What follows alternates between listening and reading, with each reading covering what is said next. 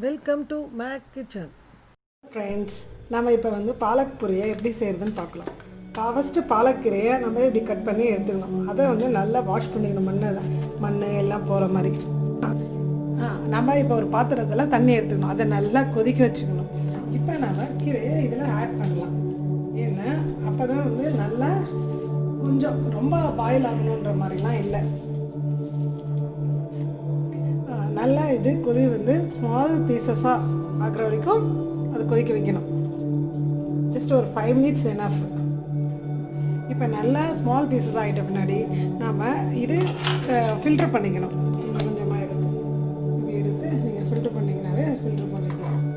தண்ணியை யூஸ் பண்ணணும், தண்ணியில் எல்லா சக்தியும் போயிடுச்சுங்களான்னு நீங்கள் நினைக்கக்கூடாது. ஏன்னா நம்ம ஜஸ்ட் ஒரு 5 minutes தான் போடுறோம், அதனால் அதோட ஸ்ட்ரென்த் எல்லாம் அதில் தான் இருக்குது.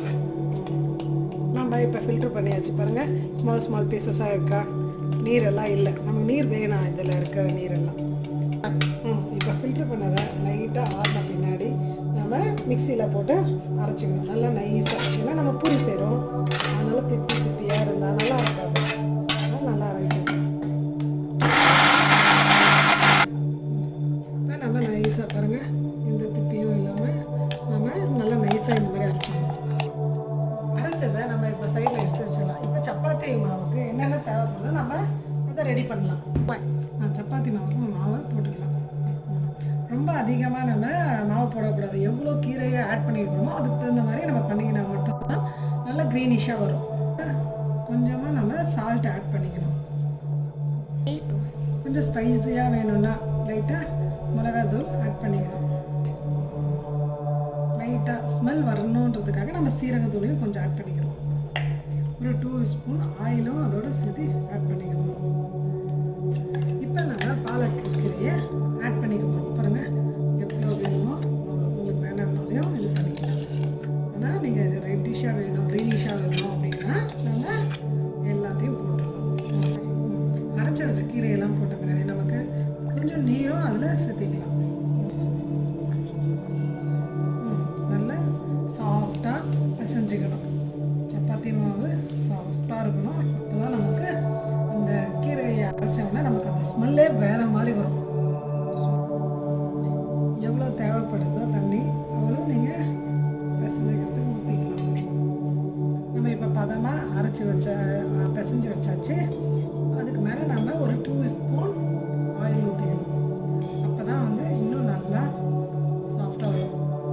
ஒரு ஜஸ்ட் ஒரு 1/2 hour விட்டு நல்லா அழகான பூரி செய்யலாம். இப்போ நமக்கு கரெக்டான பதத்துக்கு சப்பாத்தி மாவு வந்துடுச்சு. இப்போ இந்த மாவை நம்ம ரவுண்டாக பூரிக்கு எவ்வளோ வேணுமோ அவ்வளோ ஸ்மாலாக உருட்டி வச்சுக்கணும்.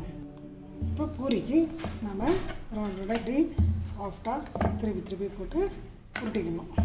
இப்போ ஒரு பாண்டலில் எண்ணெயை வச்சு நல்லா கொதிக்கும் போது இப்போ இந்த பூரிக்கு உருட்டினா மாவை நல்லா போட்டு நல்லா பஃப்பாக வர வரைக்கும் வெயிட் பண்ணி நல்லா இப்படி அமுக்குனா நல்லா பஃப்பாக வரும். பாருங்கள் பூரி எப்படி பஃப்பாக வருதுன்னு. இது இப்போ நம்ம டர்ன் பண்ணிக்கணும் லைட்டாக. பாருங்கள், கலர் இந்த மாதிரி ரெட்டிஷாக லைட்டாக பாருங்கள், க்ரீனாகவும் இருக்கும், நல்லா இதாக இருக்கும். பாருங்கள், இந்த மாதிரி 1 by 1 போட்டால் நம்ம எவ்வளோ வேணாலும் பூரி சாஃப்டாக வருது. இப்போ இதோட சைடிஷ்னால் தயிர் தான். ஸோ தயிருக்கு லைட்டாக பெப்பரு, நெக்ஸ்ட்டு கொஞ்சமாக சீரகம், கொஞ்சமாக உப்பு. உங்களுக்கு எதுவும் வேணான்னா நீங்கள் விருந்தால் கூட சாப்பிட்டுக்கலாம், வெறும் தயிரை மட்டும் ஆட் பண்ணிக்கலாம். இப்போ கொஞ்சம் லைட்டாக மிளகுத்தூள். இப்போ நம்ம சுட பூரி வித் கர்ட் ரெடி.